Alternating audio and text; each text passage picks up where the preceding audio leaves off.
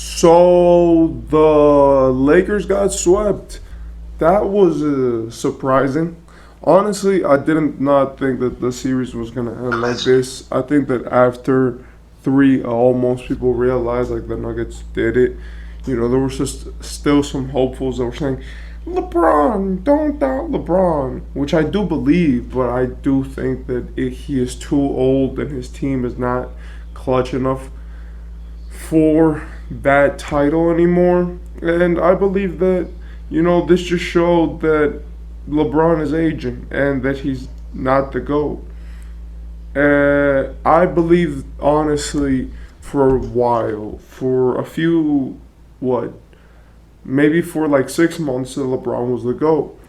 And this was mostly fueled because of his longevity, his achievement, but I honestly think that even though we cannot blame him for the loss, I do believe that there is some blame to him, which I will explain right now.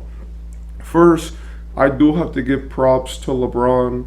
He played great throughout the entire series, he had a lot of games, but I do believe that in clutch time, he was really bad. For most of these games, he was choking, he was taking bad shots in big moments. He was consistently making the worst plays, which I believe that a guy like, like Dennis Schroeder, who's a vet, who has the brain, could have actually made better plays then. And I also believe that he got beat on a lot of possessions defensively, even with having guys like AD at the rim, which are supposed to help you. I do believe that this sealed it. Honestly, I do not think that you can be the GOAT, considered the GOAT, expected to be the GOAT, and get swept when you are playing at the standard. I do not care his age, and I do not care what he did this game. Let's face it, you at least had to take one game. It didn't matter if he dropped a 60-point triple double. It did not matter what he had to do, but he got swept. And I believe that, honestly, that makes Michael Jordan the GOAT. Because even when Michael Jordan was 38, he won a championship. He hit the biggest shots. And I believe that also he had a more experienced supporting cast. But LeBron is very involved with who goes in and out of his team, and this is the team that he probably agreed to have. Second, I want to say shout out to the Nuggets. In some more positive news, the Nuggets have been great. Jokic dropped a 30-point triple-double with 13 assists, 14 rebounds. He was making really tough shots, playing good defense, and he had 3 turnovers for 13 assists.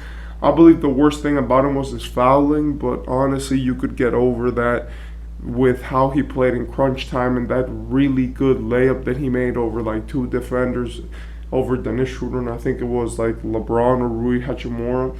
Those were some amazing plays. I also want to say shout out to Jamal Murray. He was making plays in crunch time, and even though I was kind of mad at him when he was getting mad at obvious fouls, that like the Nuggets were fouling the Lakers and it was pretty obvious and he was getting mad, I do also believe that he played great in crunch time and made a lot of big shots.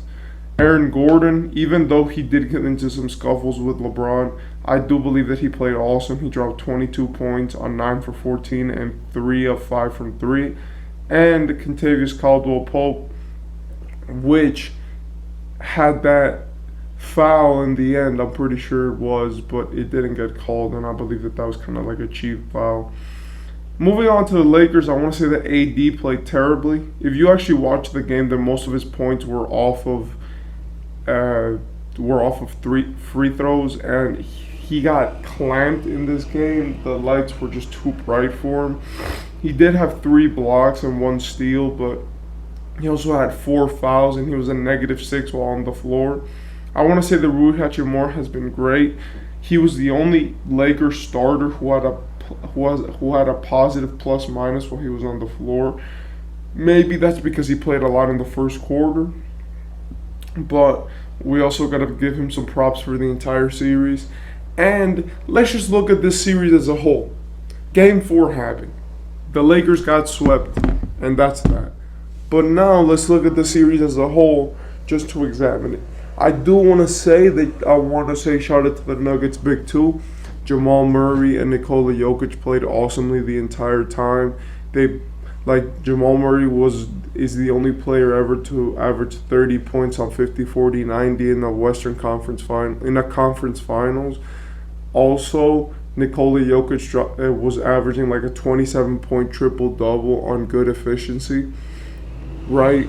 And they were both very clutch, phenomenally clutch, and they played the series great. Also, I want to say shout out to the Lakers and LeBron especially for making it to that point. As pessimistic as we can be about what this means for his legacy, how this looks on his career, what he did, what he didn't do, and what his team did and what his team didn't do, I think we can all say that getting to that point was way better than not doing it. And I believe that next year they will be much better, right? If they just keep this core, they keep playing, they keep figuring each other out. Even if LeBron's gear kicks back, I do believe that they can and will be contenders for a championship with this core if they keep playing the defense that they have played, the offense that they have played. And I do believe that the moves that they made were awesome. I want to say a shout out to Austin Reeves. I do believe that he is one of the players which surprised me the most consistently. In game 4 made a big three to, I'm pretty sure, cut the lead to just 2, right? In game 3 he was awesome. In game 4 he was awesome. In game 2, Austin Reeves through the entire series just felt like the most consistent piece for the Lakers, and I do believe that them having him is a net positive in all remarks, and that they should keep him, pay him what he wants, because that is the sign of a quality role player. And even if he ends up being Duncan Robinson, right, then at least you got a valuable role player who you know will play his role effectively.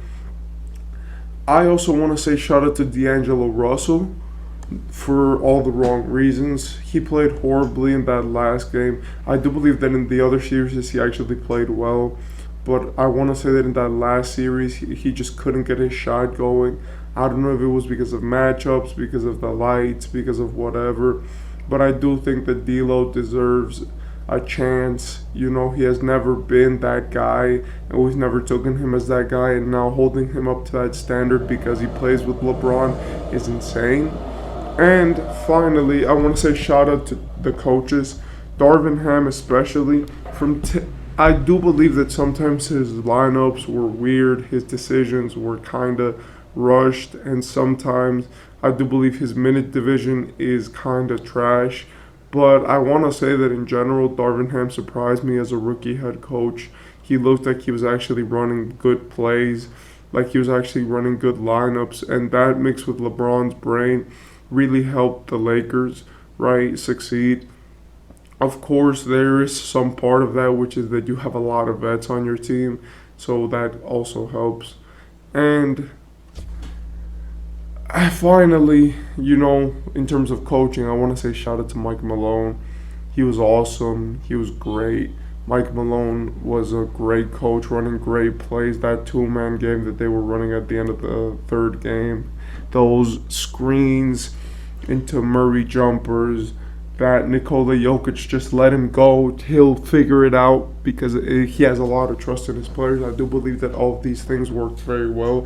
And the way that they played defense, which was more like, we know that we don't have a guy who can just clamp, right, except for maybe KCP, but let's face it, he's not like one of the top 30 defenders in the league. So what they did was they played great team defense, which helped them seal the games. I just want to say that honestly, this series looks bad for the Lakers, for LeBron James's career.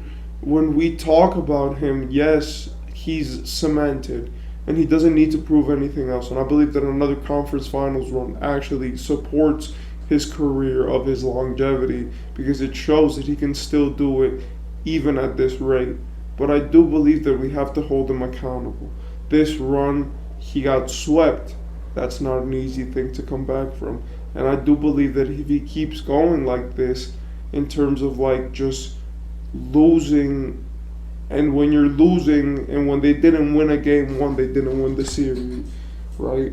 It's like they lost, and then it looks like that their whole team turned off. It's like their fight was gone.